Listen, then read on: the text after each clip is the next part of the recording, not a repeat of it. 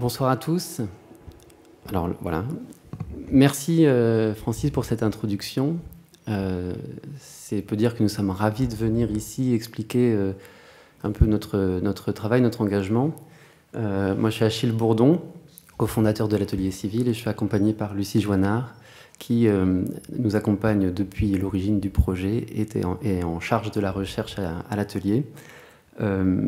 Civil, c'est une initiative qui a pris comme cadre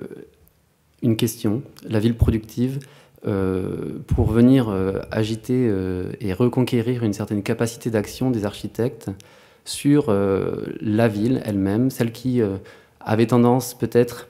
à échapper à une capacité d'infléchir, de créer du projet, et une forme de déconnexion entre la traduction architecturale et la définition même du cahier des charges, ce qui était un peu restitué aux architectes, sans grande marge de manœuvre, sauf le passage à la forme peut-être. Donc l'attitude de définir un cadre de recherche, un objet, c'est finalement circonscrire un périmètre, se concentrer son attention pour venir identifier les logiques profondes qui sous-tendent la construction de la ville, la fabrique de la ville, et chercher à intervenir dessus. Donc nous sommes inspirés de l'ADN d'un think tank et nous cherchons à proposer des projets qui finalement vont investir par des formes de démonstration qui vont concrétiser des passages finalement à l'action et des formes construites qui sont les grandes dynamiques de cette économie productive émergente et qui finalement s'appelait industrie, aujourd'hui tend à évoluer. Ce soir, on vous propose une promenade dans nos travaux, les travaux de l'atelier qui sont conduits depuis 2015, l'année de sa fondation, avec une pérégrination dans un territoire choisi, le Grand Paris, celui sur lequel on est localisé, et qui va nous permettre d'approfondir peut-être les conditions contemporaines de l'architecture productive et ce qu'on voudrait pouvoir restituer ici au titre d'un débat ou d'une agitation d'idées collectives, d'une intelligence collective. C'est la posture de l'architecte qui permet d'aller regagner cette marge de manœuvre sur les projets. Alors ici, une photographie de 1960 de Robert Doisneau sur le quartier des Halles, qui était un épicentre de la ville de Paris, avec cette condition urbaine mixte où la production et l'urbain sont mêlés et viennent d'une certaine manière exprimer cette cohabitation et qui fait le sens de la ville, abriter et également nourrir, mais aussi fournir du travail. Et donc, cette promenade commence ici, mais elle vise à élargir, à prendre conscience aussi de la distance qui nous, finalement, maintenant sépare de ce qu'est devenu la ville, dans toute cette abstraction qui nous entoure, dans cette vocation numérique, cette dimension numérique des villes, et puis ce désir de disposer d'un service sans en voir, en percevoir, sans en subir aussi les contreparties matérielles. Et donc nous nous sommes intéressés à la question de la ville productive en réinvestissant cette dimension matérielle et ce qui fait son fonctionnement, ce qui assure son fonctionnement, sa dimension filière, flux, et comment est-ce que des espaces de travail peuvent être restitués. C'est donc dans différentes thématiques ce soir que cette promenade va se déployer, en partant de cet héritage ou cette remise en cause cette remise en question de l'abstraction qui nous entoure et qui a été construite par le fonctionnalisme et qui a beaucoup relégué les fonctions productives à l'extérieur dans des territoires qu'on a appelés les coulisses, Et en s'inspirant de cette photo du photographe Klaus Fram, qui, dans une série The Fourth Wall, le quatrième mur, qui vise à changer de regard. Et c'est finalement dans cette optique qu'on vous propose ce voyage et cette promenade. C'est de gagner le regard que nous, on s'efforce de construire, celui qui réinterroge voilà, cette capacité de compréhension, les coulisses, des arrière-cours, et finalement de renouveler complètement le regard sur des choses que l'on pense pouvoir bien connaître. C'est la photo des opéras perçus par leurs coulisses. Et puis, on voudrait aussi restituer sur l'inspiration de cette histoire, cette culture d'urbanisme qui a commencé avec Patrick Guedes et l'importance de l'enquête pour regagner une capacité de dépasser la complexité et finalement devant tout projet doit précéder une compréhension la plus profonde possible de ce qui fait la profondeur des projets, et la complexité des relations qui construisent les conditions de l'architecture. C'est également un penseur, Matthew Crawford, qui, dans l'éloge du carburateur, nous invite à prendre conscience de ce qu'est l'importance de rendre notre univers intelligible et l'intérêt à y gagner, la grande force à y gagner, parce que la complexité du monde, quand on l'a subie, nous dépossède d'une capacité d'action assez clairement, et il y a dans la compréhension des choses matérielles et leur mode de fonctionnement une véritable ressource à aller gagner pour finalement se sentir plus responsable de notre environnement. Et donc on part aussi d'une dimension où l'architecture, elle est un levier pour traduire, pour donner à voir, pour donner à comprendre. Ici, la tour verte de Noisiel, c'est un château d'eau de Christian de Porzampar à gauche, et puis un aqueduc présenté, un projet très ancien, mais d'Alvaro Siza, qui venait finalement restituer une infrastructure aérienne comme organisatrice de tout un nouveau quartier ouvrier. Et tout l'aqueduc vient structurer l'espace public de cette nouvelle ville. C'est la capacité des architectures à faire sens et finalement à traduire, à rendre visible, à restituer les enjeux qui sous-tendent notre existence, notre rapport au monde finalement. Voilà, ce qui nous invite à finalement regagner une capacité d'action, c'est que l'architecture qui traduit et qui vient transcrire, vient expliciter les enjeux du monde, c'est quelque chose qui finalement n'attend pas que la commande le décrive. Finalement, c'est la question de comment les architectes peuvent se réemparer de cette capacité de produire une architecture qui fait sens, alors que la commande ne le permet pas nécessairement. On est dans une époque où l'architecture doit trouver les moyens d'exister dans la commande privée, dans la commande qui se libéralise, qui est de moins en moins attentive à la question de l'architecture. Et finalement, c'est cette question de la posture que nous, on cherche à développer, qui est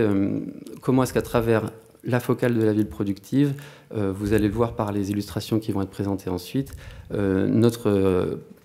posture en tant qu'architecte vise à regagner une capacité à l'amont des programmes pour venir infléchir et enrichir la manière dont les projets sont construits, de telle manière que l'architecture puisse être préservée et finalement exister comme une traduction des enjeux profonds du programme. Donc cette notion d'expertise, elle nous pousse à mener des opérations à l'agence, des opérations de recherche qui précèdent chacune des opérations de maîtrise d'œuvre qui suivra. On a installé une organisation qui pose des opérations de recherche et évidemment, finalement construit un certain état des connaissances pour venir ensuite les enrichir avec des opérations, des missions de conseil auprès de maîtres d'ouvrage investis dans les problématiques que l'on soulève. Et finalement, à travers le champ de l'urbanisme, venir explorer une capacité de faire stratégie à travers ces projets que l'on décrit et réinvestir une capacité de positionnement de l'architecte à travers cette démarche. Donc pour rebondir sur la question du positionnement de l'architecte, au fil de nos travaux, on est de plus en plus convaincus que la ville productive devrait être au cœur des débats publics. Elle l'est déjà en partie avec des thèmes comme la réindustrialisation. On parle aussi beaucoup de la logistique, mais d'une manière assez partielle. On va revenir sur cette question dans cette conférence. Mais la ville productive, finalement, quand on l'aborde par la question matérielle, par la question des flux, on se rend compte qu'elle est au cœur de la transition écologique, de la transition de nos territoires, puisqu'on parle de comment on se fait livrer des flux de matière, on parle de transition énergétique, on parle de la gestion de nos déchets, on parle de où sont produits nos objets, à quelle distance de nos habitats. Donc toutes ces questions-là font de la ville productive un enjeu très fort d'écologie. Vous savez là la carte de l'Île-de-France et des emprises industrielles. Alors pour vous donner un ordre d'idée, sur l'Île-de-France qui fait 12 000 km², on a 50% de surface agricole et seulement, disons, 2% de surface dédiée à l'activité au sens très large. Donc tout ce qui est développement économique, que ce soit logistique, commerce, bureau, artisanat, industrie, tout ça représente 2% de la surface de notre région. Et donc dans ces 2%, il faut qu'on puisse mener toute cette transition et qu'on reste finalement dans ces 2%. Alors pourquoi j'insiste là-dessus sur la question de la surface? C'est parce qu'on est dans un moment de changement radical de paradigme, avec notamment l'ambition de la sobriété foncière, portée par la loi climat et résilience, portée par le fameux ZAN, zéro artificialisation nette, qui vise l'arrêt de l'artificialisation des terres agricoles, notamment d'ici 2050, et la réduction de moitié d'ici 2030. Et ça est un changement très profond dans la manière d'envisager nos territoires. Et donc on va devoir faire avec ces 2% et passer outre une menace qui existe sur ces 2%. Alors pourquoi je parle de menace? C'est que finalement, vous le savez, Paris a été une grande capitale industrielle. Il y a quelques décennies, dans Paris, on avait des grandes usines automobiles, Renault à Boulogne, Citroën, quai de Javel. On avait encore des très très grandes emprises ferroviaires près de Bercy. On avait des usines, vous avez là en bas à gauche l'usine électrique du métropolitain près de Gare de Lyon. Donc des grandes infrastructures industrielles qui ont aujourd'hui disparu. Et ce phénomène de disparition est encore en cours sur les fonciers productifs de la métropole. Donc, historiquement, là, vous avez l'occupation des sols, enfin les emprises industrielles en 1949. Donc, Paris, territoire industriel, les industries se positionnent à proximité des voies d'eau que sont la Seine, la Marne, les canaux et des voies de chemin de fer. Et puis au fur et à mesure du temps, la question de l'activité au centre de Paris va être remise en question, notamment dans les années 60.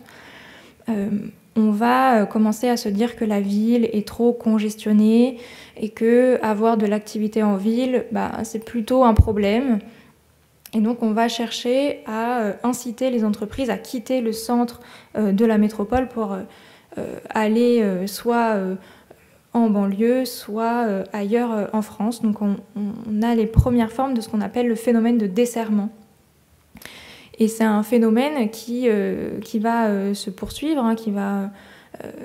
au-delà des années 60, qui va vraiment prendre naissance à ce moment-là, et notamment avec les schémas directeurs de la région Île-de-France de 1965 qui prépare en fait la croissance de Paris pour l'an 2000 avec l'objectif d'accueillir 14 millions d'habitants sur la région. Et donc la région va se structurer avec tout un tas d'infrastructures qui aujourd'hui fabriquent profondément la géographie productive du territoire. Donc le périphérique,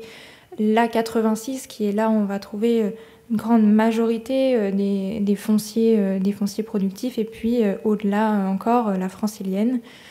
Et c'est à ce moment-là que sont inventées les zones d'activité. Les zones d'activité qui sont censées être des grandes zones dédiées aux PME, aux PMI, à l'industrie, à l'artisanat, qui y seront bien mieux que dans le centre de Paris. Et donc là, vous avez en 1982, en jaune, les nouvelles implantations suite à cette invention de la zone d'activité. Et donc on voit qu'on s'écarte du centre, un phénomène qui n'a jamais pris fin depuis. Donc en 2017, on est encore plus loin, en 2021, encore plus loin. Et donc le fait de devoir arrêter ce phénomène de desserrement et d'emmener les entreprises toujours plus loin, c'est vraiment un phénomène nouveau avec lequel nous devons aujourd'hui travailler. Et c'est une question foncière d'autant plus importante si on zoome peut-être plus proche du centre de Paris, donc autour de l'A86 que vous voyez en rose. Vous avez en violet les fonciers productifs. Et puis voilà, apparaissent ici les projets urbains en cours. Donc il y a énormément, enfin la plupart finalement de ces fonciers productifs sont mis en chantier avec des ZAC. Mais ce qui s'est passé historiquement, c'est que la ZAC entraîne une éviction des entreprises. C'est un phénomène qu'on a observé depuis les années 70, où finalement on considère que ces zones sont peu denses, que les entreprises seraient mieux ailleurs, et finalement on construit une ville qui enlève cette partie productive. Et donc si aujourd'hui on n'arrive pas à, dans ces projets urbains, conserver de l'activité, eh ben on va aboutir à quasiment une disparition de ce foncier productif intra-A86. Donc, enjeu foncier très important, et là on voulait reprendre avec cette première thématique que sont les hôtels productifs, parce que donc, les hôtels productifs, ce sont des bâtiments dédiés aux activités artisanales et industrielles, mais à étages. C'est un peu comme des bâtiments de bureaux, mais avec toute la considération fonctionnelle d'avoir une cour de livraison à rez-de-chaussée, des monts de charge pour porter les marchandises dans les étages. Et c'est pour nous la réinterprétation d'une typologie plus ancienne que sont les hôtels industriels, et qui est une typologie typiquement parisienne. Et pour revenir sur son histoire, c'est un peu ce qui se passe aujourd'hui autour de l'A86, mais à l'époque, c'était dans Paris. Donc en 1977, Paris devient une commune de plein exercice. Auparavant, elle était gérée par la préfecture. Et donc, elle va mettre en place un schéma directeur d'aménagement et d'urbanisme. À cette occasion, donc un grand diagnostic est effectué sur le territoire, et une grande alerte est portée sur le déclin de la fonction production si vif qu'il produirait s'il n'était pas freiné vigoureusement une quasi-disparition des activités de fabrication dans la capitale. Et donc, voilà, suite à plusieurs années, voire décennies de rejet des activités en dehors de la ville, on se rend compte que finalement on est en train de perdre tout un tas d'emplois qui correspondaient à une certaine catégorie de la population, que Paris est en train de s'embourgeoiser, et qu'il faut réagir. Mais il faut dire qu'à cette époque-là, c'est les grandes ZAC parisiennes, et ces grandes ZAC parisiennes s'installent sur les derniers fonciers industriels de la ville. Donc tout le secteur, les abattoirs de la Villette et le secteur nord-est, sur le secteur Seine-Rive-Gauche, sur les abattoirs de Vaugirard, sur les quais de Javel, Citroën dont on a parlé tout à l'heure. Donc ces grands projets menacent finalement l'existence des activités. Et donc, ils vont mettre en place une politique de réaction, et c'est là où nous, on a des enseignements à tirer aujourd'hui, c'est que ils ont décidé de revoir tous leurs plans de ZAC de l'époque, tous les programmes, pour y implanter soit des rez-de-chaussée destinés aux activités et surmontés de logements, soit ce qu'on appelle des hôtels industriels, une typologie qui à l'époque est inspirée d'un modèle suédois de zone d'activité verticale. Et donc là, vous avez l'exemple de la ZAC des Amandiers, à l'est de Paris, dans le 20e, dans lequel il est prévu la construction de 2 hôtels industriels pour compenser finalement l'éviction des activités initialement présentes. Et ces hôtels industriels, ça a vraiment été un grand sujet. Donc, la politique, elle est définie à la fin des années 70. Le temps que ça devienne des projets d'architecture, on est au milieu des années 80 et c'est une politique qui va durer 10 ans. Donc jusqu'à la fin au milieu des années 90. Et c'est un vrai sujet d'architecture. Ça a été publié, ces bâtiments-là sont publiés dans les revues comme DA, Architecture d'aujourd'hui, Technique et Architecture, comme un produit typiquement parisien qui intéresse les jeunes architectes.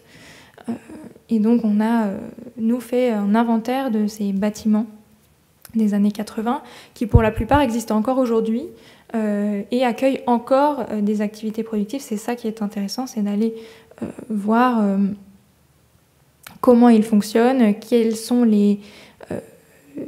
facteurs qui font qu'ils fonctionnent bien, quels sont les facteurs qui fonctionnent moins bien. Et donc on a dressé ce portrait de ces bâtiments qui nous permettent, nous, d'avoir une connaissance sur les cours de livraison, sur les épaisseurs bâties, sur les ratios entre circulation et espace louable, parce qu'on se heurtait au début de notre pratique à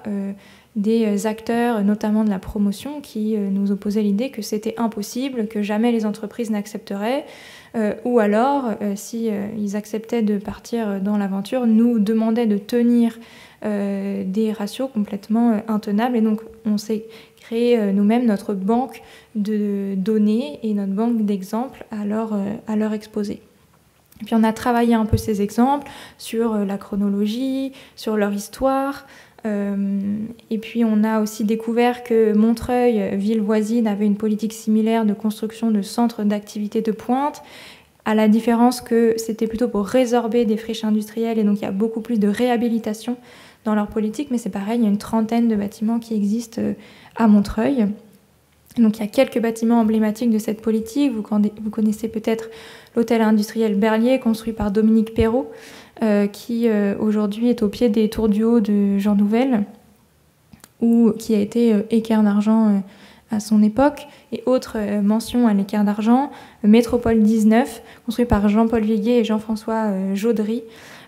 bâtiment emblématique de cette politique et qui a servi de support à la politique du fabriqué à Paris prônée par Anne Hidalgo à son élection. Et la conclusion, un des enseignements que l'on tire de cette recherche, c'est que finalement l'élément le plus dimensionnant et ce qui allait fabriquer la fonctionnalité de ces bâtiments-là, c'était leur dispositif distributif. C'est-à-dire il faut que la manière dont sont livrées les marchandises dans les étages soit absolument irréprochable pour répondre aux besoins des entreprises. Et donc on a documenté ces différents dispositifs, ces différents types de plans pour pouvoir, nous, les réinterpréter dans des projets contemporains. Donc cette recherche, elle vise à créer une connaissance que l'on cherche à projeter dans le domaine de la commande. C'est une amorce qui sert à rejoindre l'intérêt d'un gestionnaire, d'une foncière, d'un acteur institutionnel, privé, qui est en charge de résoudre ces problèmes. Nous, l'actualisation du modèle des hôtels industriels, avec une forme d'actualisation également de la typologie que nous on appelle hôtel productive, dans le contexte de cette accélération avec le Grand Paris Express, de cette éviction, c'est le point de rencontre qu'on a eu avec notamment la RIVP qui nous a demandé de venir ausculter, regarder, analyser plusieurs bâtiments de son patrimoine qui, par l'effet d'un vieillissement un peu homogène, sont amenés à être restructurés ces derniers temps. l'intérêt de vous montrer cet exemple où on est venu opérer un diagnostic fonctionnel, des relevés, une analyse, une compréhension par un audit auprès des utilisateurs de plusieurs hôtels industriels pour saisir les besoins et puis leur utilisation des locaux. Cette démarche vise à nous consolider dans notre capacité de nous ressaisir finalement d'un champ de compétences, d'une expertise justement sur les dimensions fonctionnelles. Donc, d'un relevé, on en arrive à proposer des recommandations sur c'est ici le Métropole 19 sur lequel on a pu amener un regard, mais aussi d'autres hôtels industriels comme celui de Bouvier, où on est venu finalement bénéficier de l'expertise de la RVP sur son patrimoine pour re-questionner, enrichir notre compréhension de ces typologies-là, et puis saisir les logiques d'organisation profondes qui sous-tendent cette organisation, et notamment notre compréhension initiée par l'inventaire et puis poursuivie dans cette enquête de terrain, puisque les inventaires que l'on a conduits, c'était également par des visites. Donc on a visité une 60aine de bâtiments pour véritablement comprendre et prendre acte de toutes les petites astuces et les bons fonctionnements, les garanties de réussite qui faisaient la réussite ou les échecs de ces bâtiments. Et la RVP nous a proposé de venir intervenir sur la construction de ce cahier des charges fonctionnelles type pour les hôtels industriels. Et également, cette compréhension de la logique d'organisation, elle nous amène à aussi pointer notre attention sur les conditions de réussite, donc les typologies de véhicules qui irriguent ces flux au-delà des systèmes distributifs pour venir optimiser, vérifier les manœuvres et finalement créer une certaine connaissance originale propice à rebondir sur une invention. Un deuxième exemple pour épaissir un peu la notion de la posture de l'architecte qui se ressaisit des enjeux d'une capacité de prendre position sur l'usage. À Saint-Denis, sur le secteur Sud-Plaine, sur un foncier qui est... c'est une consultation sur laquelle on a été amené à poser un regard, une proposition au croisement de l'autoroute A1 et du périphérique à la porte de la Chapelle. Ça amorce une grande transformation portée par une vision, un plan urbain conduit par l'AUC qui en attend de venir se concrétiser, poser par anticipation un peu la question de comment cette parcelle pouvait accueillir un immobilier productif vertical, capable de finalement s'inscrire dans cette espèce d'anticipation sur un secteur qui, construit par un premier plan productif qui protège de cette infrastructure l'A1 et cette porte de la Chapelle, permet de venir créer en second rang un quartier habité, nourri d'artères et d'une trame urbaine dont il était question d'anticiper justement l'avènement. Avec cette démonstration où on a cherché à venir compacter, et de par notre connaissance sur la notion d'usage et les règles de distribution, avec un immeuble qui finalement tend la main à la parcelle voisine, qui est assez compliquée et finalement permet de réunir une forme cohérente du plan directeur en construction à la fin, permet de venir organiser un modèle distributif de bâtiment avec une cour rez-de-chaussée et puis un grand porche piéton permettant de relier, de construire la trame urbaine, permet de restituer un immeuble épais et par l'effet d'un travail en coupe, venir stratifier du lourd au léger avec des étages bas à 25 mètres permettant d'accueillir de la petite logistique avec des convoyeurs hélicoïdaux qui amènent des flux dans les premiers étages, et une rampe qui permet de monter les véhicules sur ces plateaux épais, larges. Et puis, par un effet de rétrécissement, on accueille des plateaux disponibles pour des ateliers, des véhicules en étage, et finalement, potentiellement des activités plus tertiarisées qui viendront organiser une forme de péréquation économique et puis restituer cet immeuble inspiré d'une réinterprétation de la Daylight Factory, un immeuble capable, un immeuble réversible et flexible, destiné aux activités productives, et de telle manière que, organisé par de manière assez ingénieuse par son système de distribution, l'immeuble puisse se glisser et faire de cette somme de contraintes immense qui était sur ce foncier compact et dans une forme d'anticipation sur un état second du plan directeur, a permis de dépasser la contrainte et de finalement proposer une architecture qui était forte et répondait pleinement à des enjeux fonctionnels très contraints. Un autre exemple sur le secteur Ivry-sur-Seine, avec cette halle Witschitz à la frontière entre la ville d'Ivry, qui est en haut de l'image et dont il s'agit là, et puis la ville de Vitry qui est en bas de l'image. Et cette halle qui prend part à la grande transformation du secteur Ivry-Confluence et nous a été demandé de travailler par la famille Manès, qui est donc installée pour relocaliser son activité de garage, qui déménageait depuis la partie nord de Ivry vers cette halle, une halle 1920, un ancien site sidérurgique, et son extension datant de 1950, qui visait à être réinstallée sur une voie nouvelle, un tracé de la ZAC, nord-sud, une voie qui venait couper la parcelle en longeant le profil de la halle.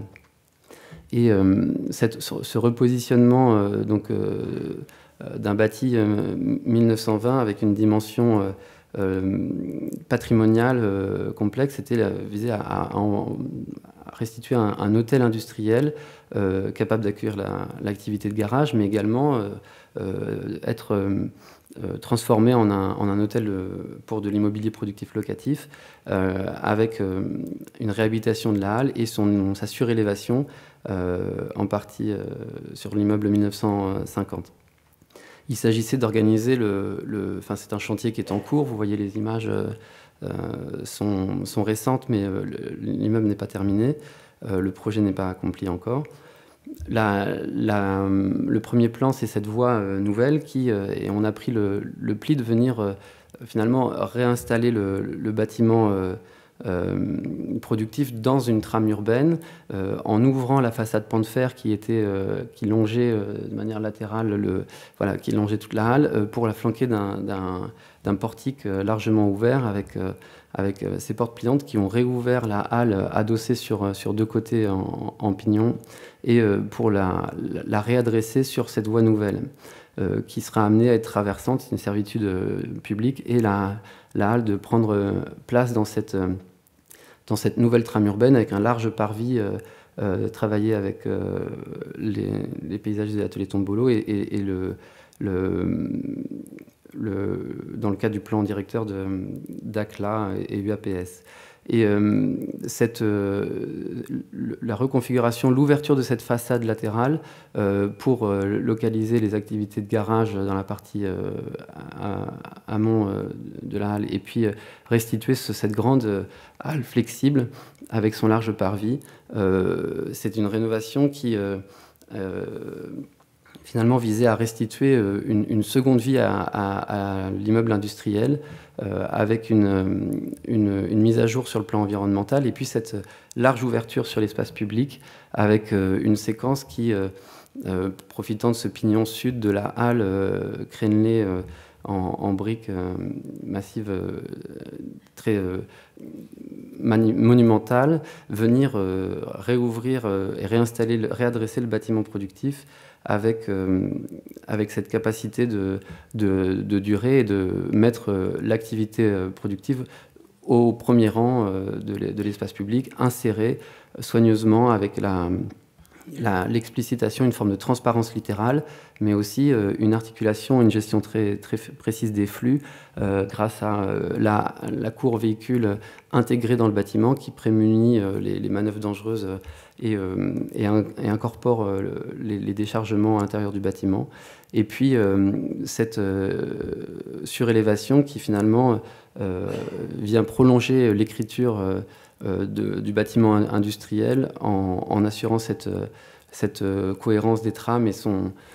la restitution de plateaux d'activités libres distribués par des monts de charge et destinés à des activités industrielles urbaines. Donc finalement, c'était ces grands plateaux capables qui vont permettre d'accueillir des activités industrielles en plein cœur dans le périmètre en première couronne. Un autre exemple plus éloigné sur l'aéroport de Brétigny-sur-Orge, la base aérienne 217, un projet porté par la SPNL, une société publique locale, qui, avec sous un plan général, un travail d'urbanisme, un plan guide de l'AUC, encore une fois. Et c'était un AMI sur lequel on a été lauréat qui vise à créer un campus d'innovation dédié à la filière drone. Et c'est donc là une autre démonstration que l'aboutissement de cette compréhension profonde du programme productif d'hôtel industriel nous a permis de en fait convaincre sur ce concours où il était question de proposer une innovation programmatique et également sa transcription sur le plan urbain architectural. Donc on a travaillé sur un grand campus réalisé par 4 bâtiments, dont un est un parking, autour d'une cour industrielle qui se propose comme un espace technique, un plateau technique paysager. Puis cette verticalisation des 4 bâtiments vient libérer largement le sol et dans ce paysage de l'horizontalité de la base aérienne vient proposer donc une typologie d'architecture industrielle finalement qui s'élance et verticalise avec les distributions extériorisées autour de cette grande cour. Et finalement, ces bâtiments sont la traduction. Donc c'est cette grande horizontalité, la cour industrielle, qui permet d'assurer aussi la rencontre des usagers de ces espaces multi-étages, de ces bâtiments qui accueilleront des activités de drones, mais également de création de dirigeables. Et on a pensé la composition à partir de 4 bâtiments qui sont caractérisés par leur mode distributif, en grande cohérence avec nos conclusions de l'inventaire, et caractérisés par leur coupe. Donc 4 bâtiments qui se différencient qui travaillent dans la profondeur d'un carré de 30 mètres côté et se caractérisent par leur coupe sur l'inspiration et sur cette notion développée par Janet Kuo que l'architecture industrielle se traduit par sa consistance en coupe et également son caractère dépouillé et essentialiste, construit par la relation étroite entre la structure et l'espace.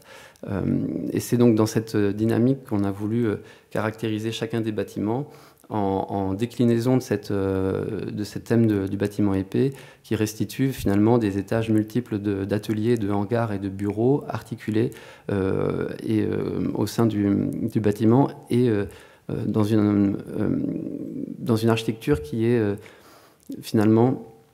l'expression de cette relation entre la structure et l'espace et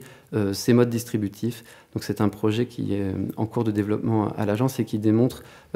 comment, depuis une analyse finalement de ce qu'est un hôtel industriel, on en arrive à programmer, à finalement maîtriser l'architecture dans ses intentions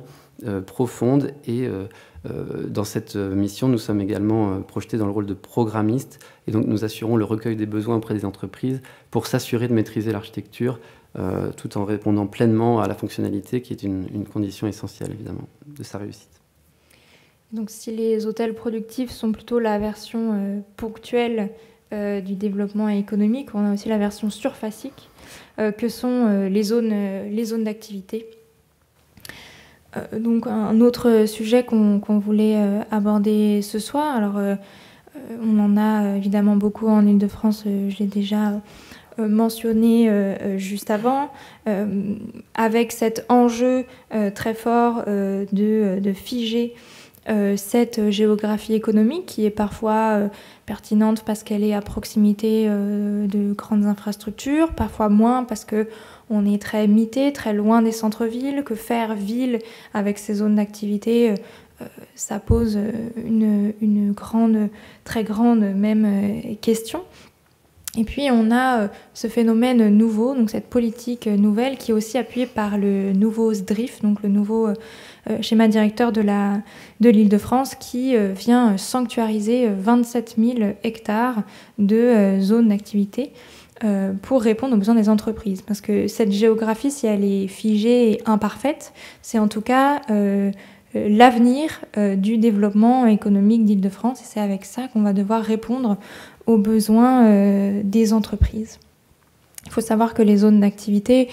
pour avoir un ordre d'idée, c'est 30% de l'artificialisation des terres agricoles, et que finalement, de manière contre-intuitive, plus ça va, moins elles sont denses. Vous avez à gauche une zone qui date des années 60 et à droite une zone qui date des années 2010. Et on voit déjà que tout est un peu plus distendu. Les entreprises ont pris l'habitude de prendre plus de place, d'avoir des très grands parkings, d'avoir des très grandes surfaces destinées aux camions. Et c'est de ça dont on hérite. Et il va falloir faire avec. Et donc on travaille sur cet urbanisme finalement de sédimentation. Quel paysage, quel nouveau paysage on peut créer à partir de ça, quel nouvel imaginaire, comment on peut renverser l'image que l'on a de ces zones, comment leur apporter de la qualité, mais sans effacer d'un revers de la main, comme on a l'habitude de le faire. On a l'impression que les fonciers économiques, c'est des choses qu'on peut balayer, et puis faire une tabula rasa et construire par-dessus. Donc on essaye de défocaliser des zones d'activité françaises, d'aller se nourrir aussi avec des exemples étrangers. Alors on s'est pris de passion pour les zones d'activité hollandaises qui, de par l'histoire des Pays-Bas, est beaucoup plus symptomatique en fait de ce déficit de foncier. Et donc ils ont tout un tas de dispositifs qui leur permettent d'optimiser les zones d'activité. Et on voit qu'on est dans des zones similaires aux nôtres en termes de type d'entreprise, de modèle économique, mais une ambiance urbaine totalement différente. Et donc on cherche aussi à travers ces exemples à identifier des leviers de modification, de transformation de ces territoires. Et ça peut être, donc ça passe beaucoup par la gestion du stationnement, parce que sur une zone d'activité, le stationnement, ça peut représenter 30% de la surface, donc c'est énorme, ça crée beaucoup d'artificialisation des sols. Ça fait aussi que les zones d'activité sont très peu denses, donc on peut mutualiser ces stationnements, les mettre en silos, les mettre sur les toits, les mettre au-dessus des stockages. On remet aussi en question la question de l'extension en limite d'emprise publique, parce qu'on a en fait historiquement, d'ailleurs on le voit dans les PLU,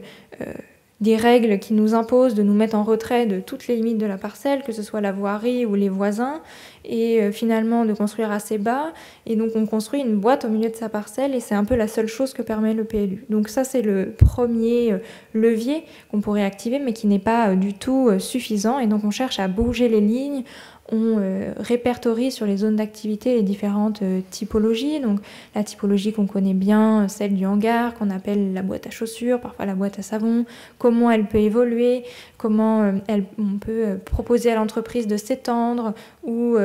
d'accueillir une autre entreprise, comment on peut transformer cette parcelle si l'entreprise déménage, qu'est-ce qu'on peut construire comme nouvelle typologie. C'est toutes ces questions qu'on se pose sur les différentes typologies qu'on identifie dans les zones d'activité. Donc ça, c'est une autre typologie qu'on appelle combinée, parce qu'elle combine un grand hangar avec un bâtiment plus tertiaire sur la rue, mais quand même en retrait. Et c'est toujours assez intéressant quand on travaille sur ces zones de voir que finalement, même si une zone d'activité paraît très générique, on identifie toujours des typologies un peu différentes. Et donc on projette dans nos recherches ce type d'ambiance urbaine où on pourrait venir chercher l'alignement à la voirie pour augmenter les surfaces constructives, mais aussi animer l'espace public, lui proposer une nouvelle qualité, mettre en scène les activités, intégrer les véhicules et les parcelles et les espaces de manœuvre dans l'intérieur des parcelles aussi pour préserver l'espace public. Et on travaille en ce moment en partenariat avec Grand Paris Aménagement sur ces questions-là et on cherche à repositionner à la fois l'aménageur mais aussi l'architecte dans ces projets de zones d'activité qui demandent à chacun de faire un pas de côté puisque les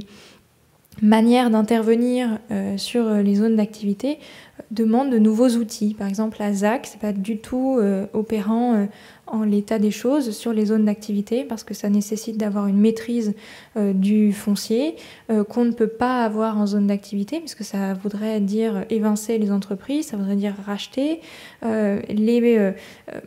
frais d'éviction sont comptabilisés en proportion des chiffres d'affaires des entreprises qui peuvent se chiffrer en millions, donc on est dans des choses complètement impossibles au regard de l'économie de ces différentes zones et donc il faut envisager un nouvel urbanisme plus bottom-up où on va chercher les opportunités auprès des entreprises pour déclencher des extensions, des surélévations, parfois des rachats pour créer des nouveaux bâtiments peut-être plus verticaux comme sur cette image. En tout cas, ce qui est sûr, c'est que les outils qu'on a aujourd'hui ne fonctionnent pas. Vous avez là l'illustration assez classique d'une rénovation de zone d'activité par l'espace public uniquement. Et donc, ça coûte très cher et finalement, ça ne permet pas, ça n'enclenche pas de dynamique sur le foncier privé qui, évidemment, représente la très très large majorité d'une zone d'activité, là où se situe le plus grand enjeu. Alors là, on continue la promenade et en arrivant aux Alouettes Est, un secteur qui s'est sédimenté au contact de la 86, là, qui est juste à gauche dans l'image, et qui, par l'arrivée d'une nouvelle gare, vient se réinventer. Mais historiquement, il avait été construit dans cette sédimentation de ce mélange entre activités productive et tissu résidentiel. Et la volonté, donc on a conduit une étude avec les urbanistes ACLA au sein d'un groupement pour venir opérer une analyse sur cette zone et sa capacité à muter en accueillant des nouvelles typologies résidentielles, mais sans évincer les entreprises. Et que cette ville productive de fait, qui mélange les habitants et les entreprises dans une forme de proximité qui pose parfois question, elle puisse demeurer et se transformer sur elle-même. Évidemment, ce qui est sous-tendu, c'est cette grande question de l'incompatibilité, la difficulté de réconciliation entre les temporalités de l'aménagement avec ces temps longs de l'urbanisme et de la maîtrise foncière, mais aussi de la construction, et puis ces besoins immédiats et cette capacité de projection très court-termiste des entreprises. Donc ça invite à concevoir une forme de compétence de l'urbaniste à venir dans une démarche bottom-up, négocier et détecter les opportunités simultanément à la construction d'un schéma général directeur qui va conduire à ce que l'urbanité émerge et que l'action des pouvoirs publics sur l'espace public puisse être coordonnée avec des initiatives privées. Cet urbanisme est très stratégique, il est fait de concertation, de visites, on va à la rencontre des entreprises et la compétence de programmation associée à la démarche d'urbanisme est absolument essentielle pour venir négocier, discuter et tester des scénarios de projet en contournant la zone rouge qui est l'éviction pour venir chercher à détecter si l'entreprise est déterminée à acquérir son foncier, est-ce qu'elle est locataire, est-ce qu'elle souhaite rester, se développer et venir guider comme ça, chemin faisant, le plan général et l'informer de toutes ces opportunités. Donc là, c'est la concertation qui finalement identifie les points sur lesquels on va pouvoir venir intervenir, détecter ces entreprises qui seront disponibles pour un déplacement, mobiliser un acteur institutionnel ou, à l'image de la famille Manès, des acteurs privés capables d'investir pour venir favoriser le déplacement des entreprises tout en les maintenant sur place. Et pour restituer à la fin cette image de la ville qui s'intensifie sans forcément évincer les activités productives. Et donc cet urbanisme repose sur la capacité d'accueillir l'incertitude, et elle s'est inspirée du plan guide et de la notion d'actualisation avec des scénarisations pour venir travailler sur des scénarios d'évolution à la parcelle. Et finalement, entre ces petits fonciers, ces grands fonciers, la capacité qu'ils ont à être densifiés ou à être complètement remplacés par des nouvelles typologies, tout le travail consiste à une attention extrêmement précise pour optimiser les manœuvres de véhicules sur les parcelles, identifier là où il est possible de recomposer des ensembles dans ce foncier très parcellisé, très limité, et où on vient intervenir dans un urbanisme très fin, vérifier comment on peut faire le lien entre la grande vision d'ensemble et la trame urbaine, et puis la desserte de chacune des parcelles par des véhicules, et puis l'optimisation sur chacune des parcelles, par exemple des stocks, ou ici par exemple avec un Fenwick et des dispositifs de mezzanine, comment on peut venir redensifier un immobilier existant ou travailler sur son extension. Cela suppose également comme compétence une connaissance très fine des moyens techniques. Ici, c'est l'inspiration d'un bâtiment que l'on développe en raisonnant sa portance et ses qualités techniques zone par zone au sein même du bâtiment, pour venir diversifier les portances de plancher et réduire, maîtriser le coût de ces immobiliers, parce que c'est un des freins essentiels. Et donc le grand écart est accompli entre une posture d'urbaniste en vision, en capacité d'interface sur les grandes stratégies territoriales et la question de la forme de la ville elle-même, jusqu'au rayon de braquage et le coût de construction avec des typologies de verticalisation de l'activité qui restent relativement pionnières et exploratoires souvent. Donc on vient d'évoquer deux dimensions de ce qu'on pourrait appeler l'activité, l'industrie, l'artisanat. Et là, on vous propose une nouvelle séquence plutôt sur la logistique. Donc la différence, c'est plutôt, on n'est plus dans la production, mais uniquement dans le flux de marchandises, avec cette première thématique des bâtiments géants. Alors, il faut savoir que le phénomène de desserrement de l'activité, il a évidemment eu lieu aussi avec la logistique, et que les entrepôts sont de plus en plus loin du cœur de Paris, jusqu'à maintenant aller dans d'autres régions. On a des grands entrepôts qui se construisent dans l'Oise pour alimenter la métropole parisienne. Et puis, il y a un phénomène aussi qu'il est important de souligner, c'est que depuis les années 60 ou 70, finalement, chaque décennie a eu sa génération d'entrepôts qui correspondait à un certain process, à une certaine technologie. Donc au départ, plutôt des bâtiments bas qui se sont élevés au fur et à mesure qu'on était capable de monter les marchandises plus haut. Et chaque génération, et on doit en être à peu près à la 6e, chaque génération a effacé celle d'avant, l'a rendue obsolète. Et donc, on a un problème de pérennité des entrepôts, de pérennité du bâti. Et on doit aujourd'hui imaginer des bâtiments qui seront capables de s'adapter à d'autres process dans l'avenir et à rester un peu plus longtemps sur nos territoires. Et aujourd'hui, le patrimoine d'entrepôts sur l'Île-de-France, c'est 4,6 millions de mètres carrés. Donc c'est énorme. Et chaque année, on en construit un demi-million. donc 500 000 mètres carrés par an. Il y a l'Institut Paris Région qui a publié très récemment une étude sur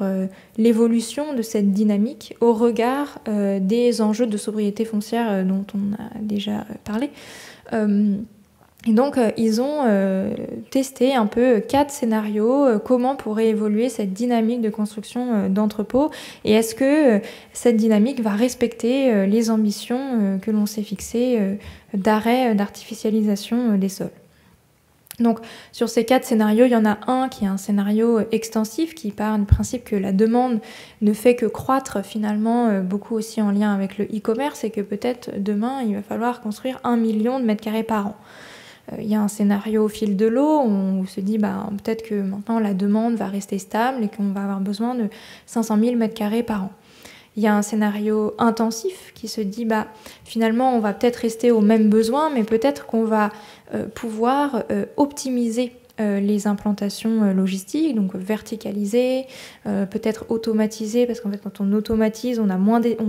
comme c'est des robots qui vont chercher les palettes, on a moins besoin d'espace entre les racks de stockage, et finalement on peut mettre plus de marchandises dans un même volume, et peut-être que tout ça va nous aider à réduire de moitié notre besoin et arriver à un besoin de 250 000 mètres carrés par an. Et puis il y a un scénario restrictif qui part du principe qu'on va peut-être chercher à réduire ce besoin, à s'installer uniquement dans l'existant. Et la conclusion de ce rapport, c'est que finalement, il n'y a qu'un scénario ou qu'un et demi qui permettrait de respecter cet enjeu de sobriété foncière, c'est le scénario restrictif. Ou alors, un mix entre le scénario restrictif et le scénario intensif, c'est-à-dire on réduit un peu nos besoins, mais surtout, on intensifie les implantations logistiques. Et donc, qu'est-ce que ça signifie d'intensifier les implantations logistiques ? Ça signifie qu'il faut verticaliser, construire potentiellement des bâtiments plus grands, des bâtiments plus hauts. Et c'est là qu'on arrive à cette thématique des bâtiments géants. Donc, on a répertorié sur cette carte des projets en cours de bâtiments qu'on pourrait qualifier de bâtiments géants et d'entrepôts à étages. Alors, quelques exemples. Alors ça, c'est un exemple qui existe déjà. Ça nous rappelle, donc c'est l'entrepôt Ney au nord de Paris. Ça nous rappelle que ce type de bâtiment existe. Ça nous rappelle que c'est un héritage fort, puisque c'est contrainte urbaine potentielle, et en même temps c'est un bâtiment qui depuis sa construction fonctionne extrêmement bien en termes purement logistiques, et qui même était rattaché au fer à sa construction. Et donc se prépare toute une nouvelle génération d'immobilier dont on ne parle pas, qui est absent des débats publics, et dont peut-être l'exemple le plus marquant, c'est Green Dock, donc le projet à gauche sur le port de Gennevilliers, qui est un bâtiment qui donc a remporté un concours qui fait 96 000 mètres carrés et 600 mètres de long. Donc voilà, on est à la frontière. Il y a un bon exemple de ce que représente la ville productive. C'est une ville paradoxale qui n'est pas du tout manichéenne. On ne sait pas dire blanc ou noir. Tout ça, ce sont des débats qui sont très intéressants à mener à grande échelle et au niveau de la société.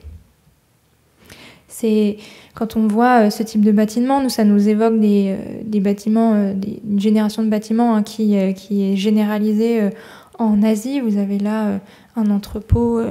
au Japon. On a fait un petit inventaire aussi de ces bâtiments-là. Et donc on peut avoir des tours entrepôts de 40 étages avec des rampes pour des poids lourds semi-remorques qui montent jusqu'au 30e étage. Bon, tout ça, ce sont des échelles qui ne sont pas aujourd'hui les nôtres, mais qui posent question. Donc, sur le même site que Green Dock, ce projet Port de Gennevilliers, nous avions participé au concours et avions formulé une proposition. Cette proposition visait à fabriquer un bâtiment logistique à étage, en forme comme on vient de l'évoquer, si les châteaux de l'industrie, des manufactures, des filatures du Nord sont des héritages appropriés dans les projets urbains des dernières décennies, que seront ces châteaux logistiques qui sont en cours de construction et qu'il est intéressant d'interroger, d'abord dans leur pertinence au regard de la question du besoin, mais aussi dans leur forme et dans leur capacité à faire architecture. Donc, nous avions travaillé sur l'importation de stratagèmes analysés et recueillis dans cette analyse des bâtiments asiatiques, avec notamment l'attention de restituer des bâtiments qui puissent conserver une dimension urbaine malgré leur échelle et par ailleurs vraiment conserver une capacité de générique, de réversibilité. Donc l'importation par exemple de ces quais engravés dans les épaisseurs de retombées de poutres, inspirés des entrepôts japonais, permet à ce bâtiment qui est immense, puisqu'il fait 70 mètres de largeur et 500 mètres de longueur, d'être conçu comme une grande étagère réversible et qui pourra, un peu comme l'entreponnet par exemple, être évolué vers un usage très souple, puisqu'il se compose de véritables larges plateaux libres et son inflexion dans le paysage de la Seine permet de favoriser sa perception en tant que plus petit. Donc la question de l'architecture des bâtiments à étage en béton qui sont des formes monumentales, elle se résonne à hauteur de ce qu'est l'enjeu du besoin logistique et de son alternative. Donc le débat existe peu, le débat est à amener sur ces châteaux de la logistique, mais également leur pendant ou leur contre-proposition qui est là, par exemple, dans le projet Ville d'Acier. C'est un reportage photo sur les grands entrepôts de la région en République tchèque qui sont une des plus grands nœuds logistiques d'Europe où pullulent les grands entrepôts horizontaux et qui sont les moteurs d'une forme de déplacement des ouvriers de la logistique, eux-mêmes étant une espèce de nouvelle catégorie d'employés ouvriers de l'industrie, et qui se retrouvent à faire, un peu comme dans le film Sorry We Missed You de Ken Loach de 2019, on installe une migration pendulaire de facto en ne voulant pas ou en ne trouvant pas les conditions pour accueillir ces entrepôts au contact des métropoles. Et donc la question de leur positionnement à ces entrepôts, elle est cruciale. Et sachant les enjeux de la ZAN et la rareté du foncier urbain, elle pose une vraie question de stratégie territoriale sur laquelle finalement les architectes doivent se positionner pour finalement créer les conditions que les grands bâtiments soient intégrés, trouver la juste échelle et les justes dispositifs pour les rendre acceptables. Les bâtiments en béton, là c'est un petit détour dans la promenade sur le port d'Austerlitz, premier bâtiment en béton du monde, 1907. Les pavillons, les 12 pavillons du port d'Austerlitz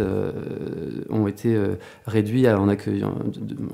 au fil des décennies, ont été détruits pour passer un pont qui rejoint l'avenue de France et puis accueillir la Cité de la Mode et du Design. Et puis récemment, il y avait le concours auquel on a participé de réappropriation des pavillons 1 et 2 à une vocation d'hôtel logistique. Et donc la question ça interroge comment un bâtiment de 1907 finalement peut être restitué à un usage logistique. C'est un projet qui a été lauréat, pas celui-ci, mais qui visera à réinstaller la logistique dans ces bâtiments, et parce qu'ils ont un positionnement savamment choisi au contact des infrastructures fluviales notamment et de la logistique durable. Donc c'est le positionnement géographique de ces mètres carrés d'entrepôt géants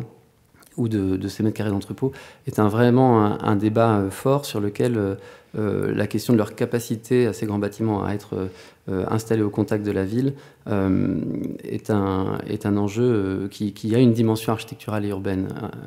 très claire. Et effectivement, sur la question du positionnement de ces entrepôts, se pose aussi la question de leur positionnement par rapport aux infrastructures. Est-ce que c'est à proximité des infrastructures routières ou au contraire, ou en parallèle, à proximité d'infrastructures fluviales ou ferroviaires? Donc, On a aujourd'hui des infrastructures ferroviaires qui demeurent en métropole et on a évidemment des infrastructures fluviales également. Le point sur lequel on voulait intervenir ce soir sur cette question, on a une double dynamique. C'est-à-dire que d'un point de vue logistique, on a un retour au fleuve pour des questions de livrer différemment, de manière plus décarbonée, de sortir du tout routier. Et donc on le voit avec des projets comme Green Dock qui s'installent en bord de Seine, on est face à une possible montée en puissance de la logistique fluviale. Et en même temps s'oppose une dynamique tout à fait différente qui est aussi une dynamique de retour au fleuve et aux voies d'eau, mais plutôt à des fins récréatives, de loisirs, à des fins touristiques, comme illustré là avec les quais de Seine. Et plus ou moins récemment, enfin en 2021, il y a un rapport MIE Seine qui a été publié et qui recommande finalement laisser une place à la logistique, mais tout en conservant et en valorisant l'usage de loisirs. Donc ça se traduit par une recommandation que la logistique doit rester furtive. C'est ce terme qui est utilisé. Donc une logistique furtive, c'est une logistique qui peut avoir lieu, on peut décharger sur le quai, et puis quand on a ramassé toutes les palettes, tout a disparu et le quai est entièrement restituable aux citadins qui peuvent profiter de la voie d'eau. Ça pose une question parce que ça finalement contraint beaucoup la logistique. La logistique fluviale aujourd'hui, elle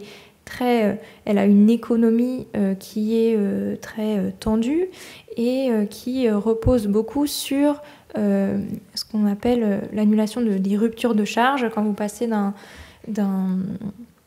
moyen de transport à un autre, vous avez ce qu'on appelle la rupture de charge, ça fait perdre du temps, ça demande des moyens humains, des moyens techniques, et il faut effacer dans l'équation économique cette partie-là, donc il faut qu'elle soit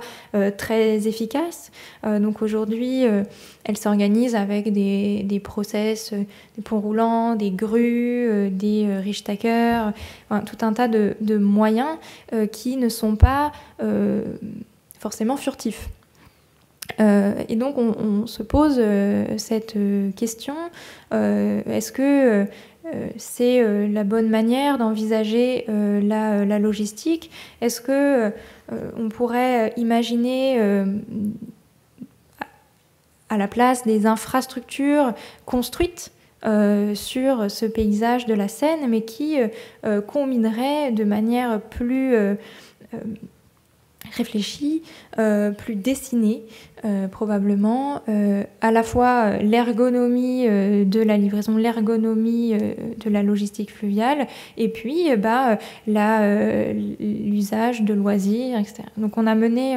un travail de recherche, dont vous voyez un tout petit extrait ici, avec une proposition sur le quai Henri IV, de prolongement en fait du tunnel, une passerelle qui descend, l'intégration d'un portique de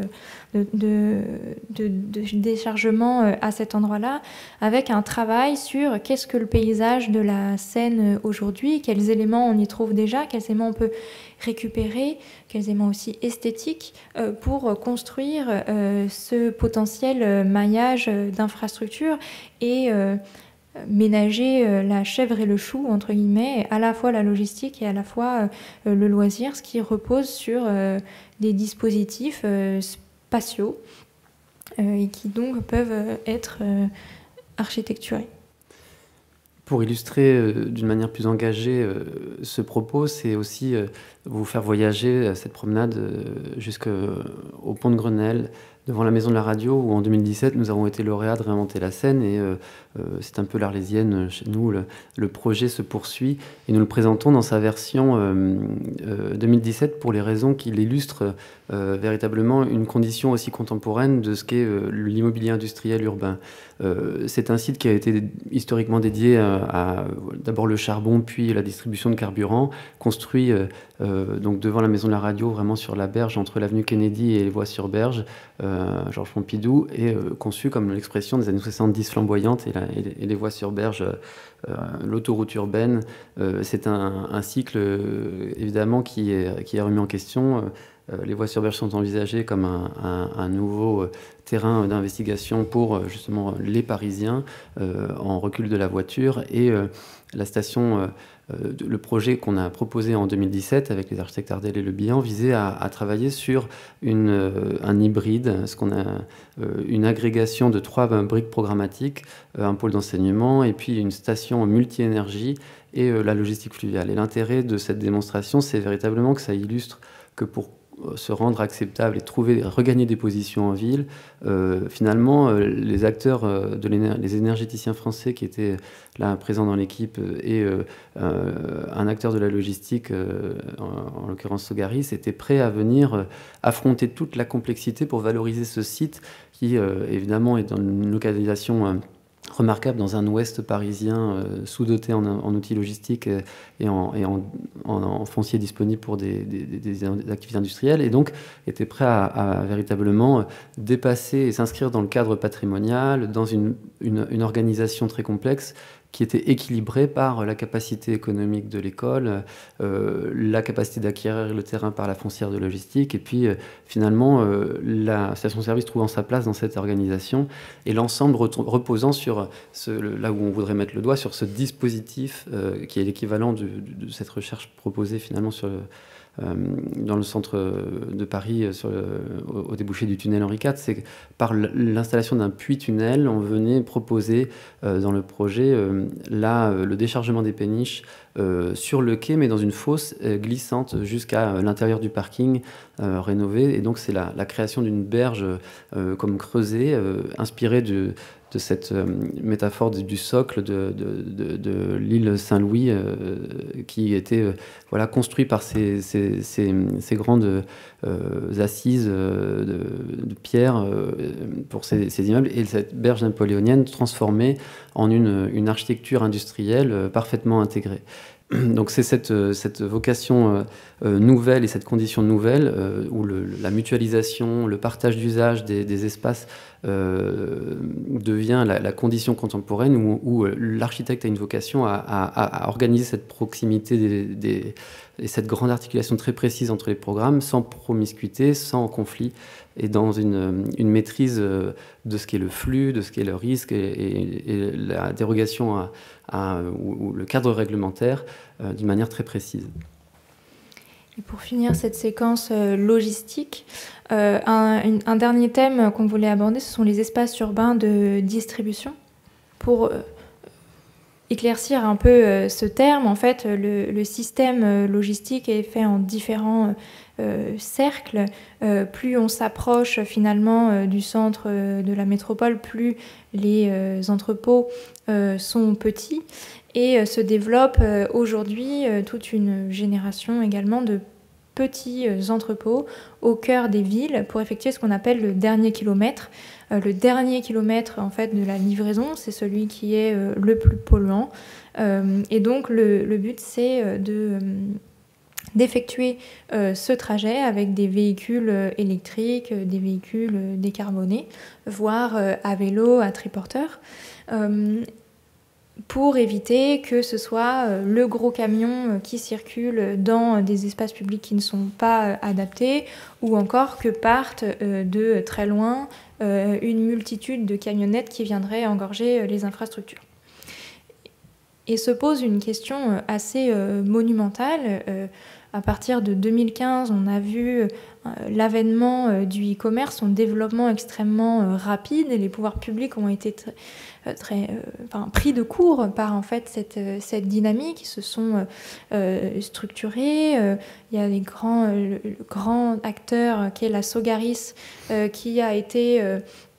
mobilisé pour développer la logistique urbaine du Grand Paris. Et aujourd'hui, même des acteurs très engagés et très puissants finalement ont beaucoup de mal à faire advenir cette nouvelle génération d'immobilier parce qu'on a un très grand déficit de foncier. La Pure, il y a 10 ans maintenant, avait identifié des sites. Ils sont très peu nombreux dans Paris intramuros. Ils ont récemment publié une étude sur ces nouvelles formes d'immobilier et en fait, la plupart se développent dans des délaissés urbains et notamment aussi dans les espaces qui sont initialement dédiés à l'automobile. Ça peut être d'anciens garages, ça peut être aussi les parkings qui se vident à Paris. Il y a plus de 150 000 places libres dans Paris. Et donc, on assiste à un moment où la demande logistique rencontre une offre qui est celle des parkings. Mais on est dans une lutte. C'est pour ça qu'on a choisi cette image, pour y arriver. Enfin, finalement, ça demande un travail très important de rendre acceptables ces immobiliers dans la ville. Et puis, évidemment, c'est un sujet architectural. Alors, face à ces difficultés et vraiment ce frein à développer des immobiliers par le manque de foncier disponible, une des toutes premières missions sur lesquelles on a eu la chance de pouvoir travailler, c'était adossé à toujours Segaris, ce grand acteur de la métropole du Grand Paris en charge de déployer des solutions face à la déferlante du e-commerce et ce besoin de créer des mètres carrés d'entrepôt. On avait investigué la notion de bâtiment transportable d'utilisation du foncier temporaire. Et il est apparu l'opportunité de venir faire atterrir cette réflexion sur ce site à la porte de Pantin, sous le périphérique, qui en fait était un appel à projet de la ville de Paris pour la mise à disposition de ce foncier sur une occupation temporaire, à vocation de créer un objet qui soit un démonstrateur de la logistique urbaine durable. Et donc c'est dans ce site, avec énormément de contraintes, la présence d'une œuvre d'art sur la palée du périphérique, la présence d'une issue de secours, des 2 tunnels routiers qui passent sous le site, au plein milieu du site, et puis un abri pour les chauffeurs de la RATP. Et nous sommes venus travailler sur une proposition d'un bâtiment construit, donc c'est le premier bâtiment de l'agence, avec une vraie révolution. L'appel à projet nous a conduit à travailler sur une hypothèse de la page blanche, mais aussi à véritablement définir le programme du bâtiment simultanément à la découverte des contraintes techniques du site. Et donc c'est véritablement une fusion et une itération, une fusion totale entre la programmation et la maîtrise d'œuvre qui s'est opérée, ou même, c'est le cadre un peu des appels à projets, même l'exploitant était partie prenante de la définition du bâtiment, ce qui a permis de finalement restituer un bâtiment logistique, donc dédié à la distribution du nord-est parisien, un bâtiment frigorifique qui accueille des marchandises venant de Rungis et les dispatche dans le nord-est parisien, et qui finalement vient un peu prolonger l'histoire de cette infrastructure qui est le tablier du périphérique, le périphérique lui-même, en tant que elle le répare, le restitue en tant qu'un lieu plutôt sécurisé, réagencé, doté d'une animation, d'une vie et d'une fonction plus d'une véritable vocation d'utilité locale, un équipement à vocation logistique dédié au quartier. C'était le premier bâtiment construit qui restituait le programme d'espace urbain de distribution. Et finalement, on a voulu doter le bâtiment de ce visage et de cette forme d'équipement public, finalement. On a voulu institutionnaliser ce bâtiment dans une forme qui est l'avatar construit, la représentation des filières matérielles. Et on retrouve là la capacité de l'architecture à restituer la présence des flux dans la ville, les flux qui sont organisés dans le bâtiment, qui lui-même réorganise tout l'espace public par une géométrie très maîtrisée, domine la complexité dans une forme construite qui est très sobre, puisqu'elle a vocation à s'effacer. Le site serait restitué au bout d'une convention d'occupation temporaire, et le bâtiment, afin de préserver l'avenir, et le bâtiment est conçu très léger, modulaire, il est doté voilà, d'une rampe, d'un quai poids lourd. Les marchandises arrivent dans une large dalle d'éclatement et puis elles repartiront en véhicule pour le dernier kilomètre. Et puis à l'angle côté Paris est installé là un commerce qui voisine la cour de livraison. Donc cette vocation de bâtiment pour les flux, elle donc organise la logistique dans un aspect très concret, très physique, qui est un peu mis en scène. Là, on voit côté Pantin la façade portique qui accueille les véhicules et qui, dans une transparence très littérale, mais aussi cette représentation un peu métaphorique, vient restituer voilà, la compréhension de ce qu'est la réalité physique de la logistique, avec ces véhicules qui viennent animer le trottoir, et puis cette transparence littérale, mais aussi métaphorique, avec cette vitrine qu'on a voulu restituer côté Paris, avec cette large vitrine sur laquelle on offre une vue vers l'activité, le ballet des transpalettes, et qui est inspirée voilà, d'un petit clin d'œil à un film de Cédric Klapisch de 2008 qui montre comment la découverte par les protagonistes de l'histoire de Rungis tout à coup à la sortie d'une boîte de nuit, voilà, se figure que c'est quand même étonnant de se figurer qu'il existe cette infrastructure qui est le ventre de Paris qui nourrit les restaurants. Et finalement, c'est la capacité de l'architecture à restituer une dimension voilà, physique de ce qu'est notre relation au monde. Il existe, et à concrétiser, à être la représentation qu'il existe bien une incidence matérielle et même sociale à la commande en ligne et à toute cette logistique qui a été invisibilisée et puis largement construite comme une abstraction. Et donc on s'inspire de Bruno Latour qui dit making things public, avec la capacité de l'art et la capacité de l'architecture par extension à venir figurer ces enjeux-là. Un autre exemple construit, c'est dans le centre de Paris, une logistique lauréate, enfin un bâtiment logistique lauréate réinventé Paris 2, qui investiguait la question des sous-sols, et nous avons proposé un immeuble inversé, c'est-à-dire il existe sous la voirie adjacent, le centre Pompidou était juste à proximité, c'est dans la rue du Grenier-Saint-Lazare, un bâtiment souterrain, un parking automatique qui a été dysfonctionnel et donc abandonné, était restitué en tant qu'une opportunité pour l'appel à projet et à venir investir. Nous avons proposé avec une équipe emmenée par Sogaris, là encore, de venir travailler sur voilà, la transformation de ce parking en un équipement de proximité serviciel qui puisse accompagner la piétonisation du centre-ville de l'arrondissement central de Paris et venir accompagner aussi la transformation de la place dans le cadre du budget participatif, avec une maîtrise d'ouvrage très, très engagée dans la création d'une prise de position qui anticipe le marché finalement, parce que la piétonisation va amener des contraintes grandissantes et là l'enjeu a été de travailler sur une logistique adaptée à cette logistique du dernier mètre, à ces besoins très ultra locaux, avec une logistique cargo entièrement et qui utilise une place de livraison sur la voirie et puis par deux monts de charge qui sont venus remplacer la grue qui déplaçait les voitures vers le bas, vient descendre les vélos cargo dans ce parking qui a été retransformé. Et donc on voit un bâtiment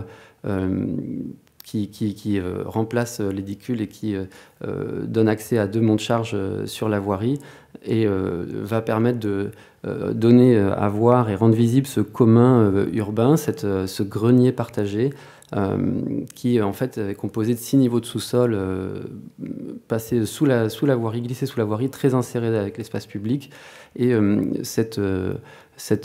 composition du rez-de-chaussée du bâtiment inspirée de la contrainte de rester dans l'empreinte du gabarit du bâtiment précédent, et avec la création d'un kiosque pop-up au niveau du rez-de-chaussée qui va permettre de déployer sur le parvis. On a travaillé avec des designers, les Sismo, cette capacité de venir créer une animation et être présent, mais aussi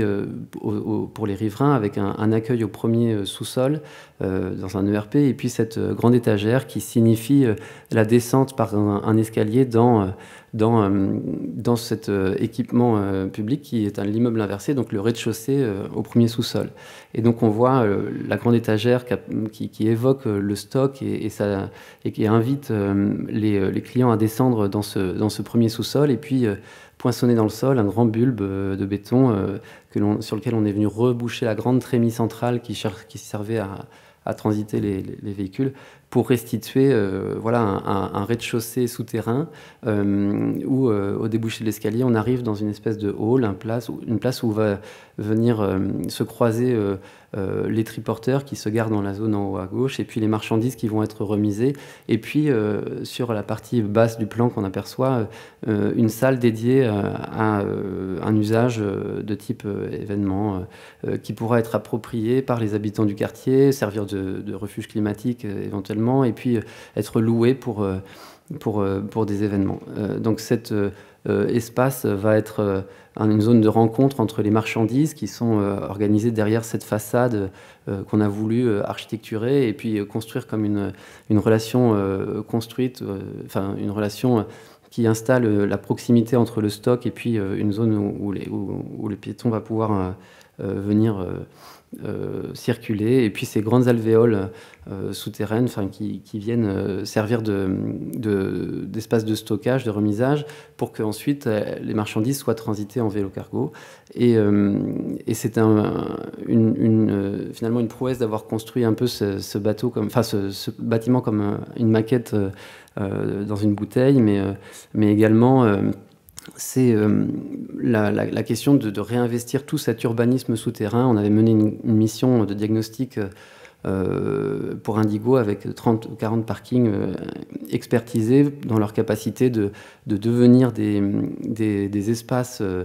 sur lesquels on peut venir réinvestir avec le recul de la voiture des fonctions de logistique, de stockage, de réparation, et finalement une sorte d'usage de ces sous-sols qui sont, si on arrive à dépasser la contrainte technique et le caractère très précis de la gestion de cette mise à disposition à du public ou de ces espaces très contraints, très confinés, si on arrive à dépasser ce cadre technique, là on peut venir amener des solutions très larges pour redévelopper un immobilier productif et serviciel au cœur des villes. Et pour conclure cette conférence, on voulait vous emmener dans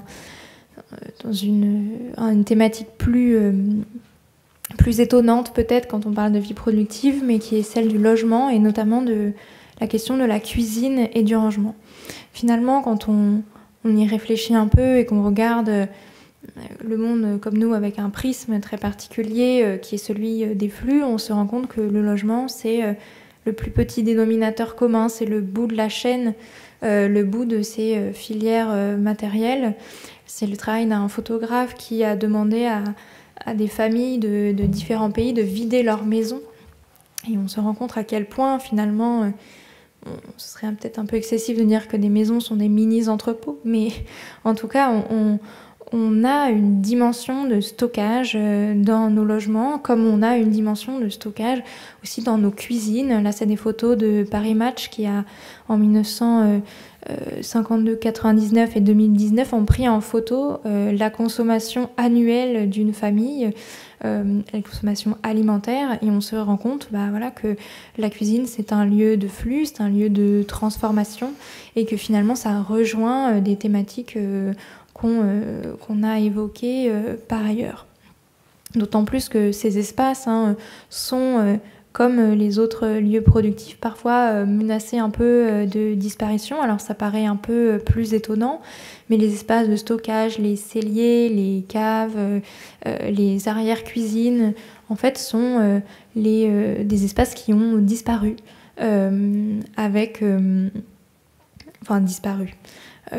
qui sont grandement menacés, voire oui, parfois qui ont disparu au prisme de la réduction de la taille des logements neufs.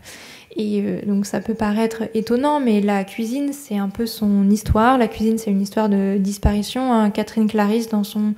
ouvrage Cuisine, recettes d'architecture en parle très bien, de cette pièce cuisine qui était la pièce de vie principale à finalement la cuisine laboratoire dans laquelle on a envie de passer le moins de temps possible, qui doit prendre le moins de place possible, donc en passant par la cuisine de Francfort évidemment, jusqu'à la cuisine de l'unité d'habitation de Marseille, où finalement on propose à la ménagère d'effectuer tous les gestes des repas simplement en pivotant sur elle-même. Elle n'a même plus besoin de marcher tellement l'espace est petit. Et jusqu'à cette cuisine d'habitation de Marseille, finalement c'est la cuisine dont on hérite aujourd'hui. C'est la première cuisine ouverte en France. Aujourd'hui, la cuisine ouverte, c'est le modèle majoritaire dans le logement neuf. Et il y a des gens qui vont plus loin, alors pas encore trop en France, mais il y a une architecte espagnole qui s'appelle Ana Puigjaner qui prône la disparition des cuisines de nos logements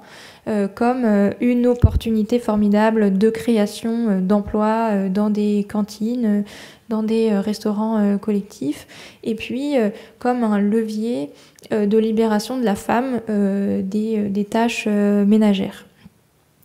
Donc en France, on est très attaché à la cuisine, très attaché à la gastronomie. C'est un discours qu'on entend peu. Par contre, on entend quand même beaucoup cette volonté, cette hypothèse finalement de répondre à la contraction de nos cuisines par des espaces communs et des cuisines collectives au sein des habitations. Et finalement, ce dont on ne prend pas assez la mesure, c'est le dysfonctionnement des cuisines que l'on propose aujourd'hui. Il y a une étude très intéressante pour Leroy Merlin Source par Sylvaine Le Garret qui étudiait comment les gens s'appropriaient les logements neufs aujourd'hui. Et on voit que sur la question de la cuisine, c'est tous ces dysfonctionnements, le manque de place, notamment le manque d'espace de stockage, aboutit à des dispositifs assez curieux, de la cuisine qui s'étend dans le salon ou du cellier qui est aménagé dans une ancienne salle de bain, la fameuse deuxième salle de bain du T4, voire dans les toilettes PMR qui sont si grands qu'on peut évidemment y placer un placard alimentaire parce que ça semble tout à fait approprié. On a eu aussi des témoignages de gens qui installent des caves à vin dans leur dressing, etc. Donc, on est face à un dysfonctionnement de ces espaces de stockage. On avait fait l'exercice il y a quelques années de regarder un catalogue Ikea et de mesurer la quantité, le volume de stockage qui était cet imaginaire collectif d'Ikea. Qu'est-ce que ça représente, le stockage d'un Français moyen, si tant est qu'il existe. Mais on était arrivé à des chiffres assez colossaux de 3 mètres cubes par personne. Et quand on essaye de mettre ça sur un plan aujourd'hui, c'est très compliqué. On a travaillé sur on s'intéresse à cette ergonomie d'usage. Donc là, vous avez un déployé finalement d'une cuisine que l'on pourrait aborder comme une séquence fonctionnelle, là où aujourd'hui on l'a réduit peut-être à l'espace du plan de travail, et ces fameux 5 éléments, ces 5 carrés sur les plans des architectes. Finalement, la cuisine, c'est bien plus que ça. C'est une arrière-cuisine pour stocker, peut-être pour stocker ses conserves, pour y mettre ses bacs de tri. Il y a plein de Français qui déclarent aujourd'hui ne pas avoir de la place pour des bacs de tri dans leur cuisine. Donc il y a un enjeu très fort de la cuisine dans la transition écologique pour le bien manger, pour avoir la place de cuisiner des légumes frais. Il y a aussi dans cette séquence l'espace de la table qui permet la convivialité, qui permet de prendre les repas. Donc c'est un espace, lui, qui est plutôt présent. Et puis effectivement l'espace extérieur qui est revenu en force dans les débats suite au confinement. Et donc se pose la question de tous ces éléments fonctionnels à réinvestir dans les logements. Et en contrepartie de ça se pose une question qui est comment on peut garantir ça dans des logements qui sont de plus en plus contraints, et surtout avec cette injonction actuelle à la neutralité. On ne veut pas dire aux gens comment ils vont vivre ou exactement comment ils vont aménager leur intérieur. Donc on est plutôt dans une dimension garantir plutôt que prescrire, vérifier que c'est possible, proposer aux futurs habitants des aménagements sans nécessairement leur imposer. Donc pour conclure, à partir de ça et tout ce qu'on a pu vous partager avant, je voudrais souligner 2 éléments. Le premier, c'est que la ville productive, finalement, pour nous au moins, c'est davantage un regard.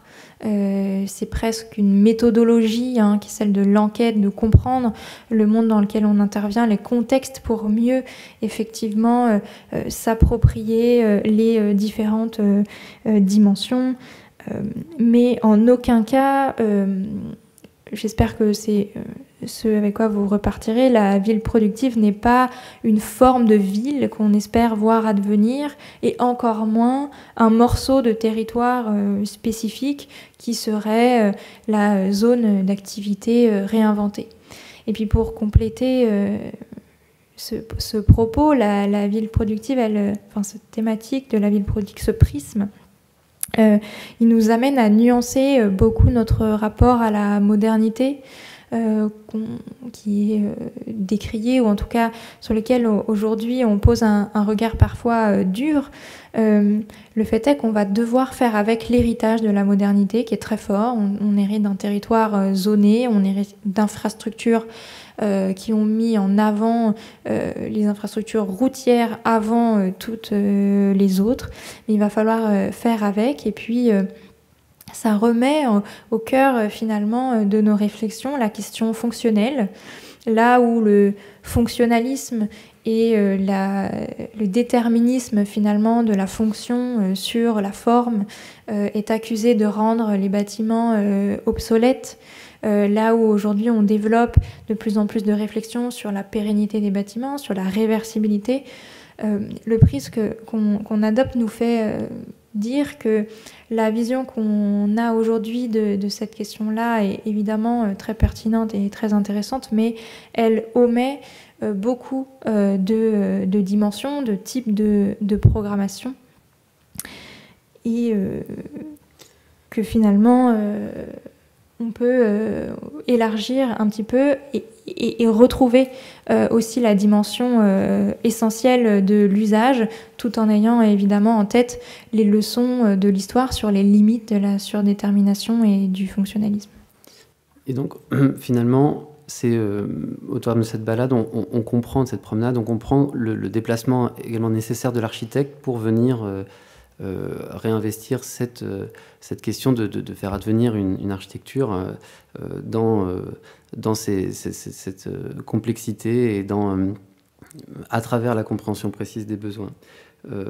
Finalement, la ville productive, elle dépend de la capacité des concepteurs à s'en saisir de cette opportunité de venir manipuler les éléments de programme qui, par ailleurs, sont largement délaissés par les architectes et finalement des objets un peu difficiles à saisir. C'est donc toute la démarche que l'on a fait en travaillant sur un mode d'exercice qui combine véritablement de manière très profonde des activités de recherche que l'on conduit, mais aussi que l'on consolide à travers des missions de conseil qui sont structurantes de notre activité et qui nous permettent véritablement de cheminer vers une forme de créativité pour affronter la question de la métropole contemporaine, qui est un sujet difficile pour y voir un ordre, une composition, étant donné que vraiment la planification est battue en brèche dans notre époque et on a réussi, nous, à se sentir bien, à intervenir sur une dimension du projet démonstrateur qui finalement accomplit la démonstration qu'il y a toute une stratégie à développer autour d'un projet sans qu'il y ait de risque d'échec parce que il est singulier, il est autonome, mais il vient décloisonner, ouvrir, franchir le pas et finalement peut-être demain rayonner et déployer. Voilà, donc c'était déployer une nouvelle génération, déployer une nouvelle typologie d'immobilier productif. Donc c'est un petit... et donc c'est ce que dit Nadine Levrato et Gilles Krag dans un article de Métropolitique, où véritablement cette dimension créative des concepteurs est absolument essentielle. Et voilà, quelques morceaux choisis de nos projets sur la métropole parisienne.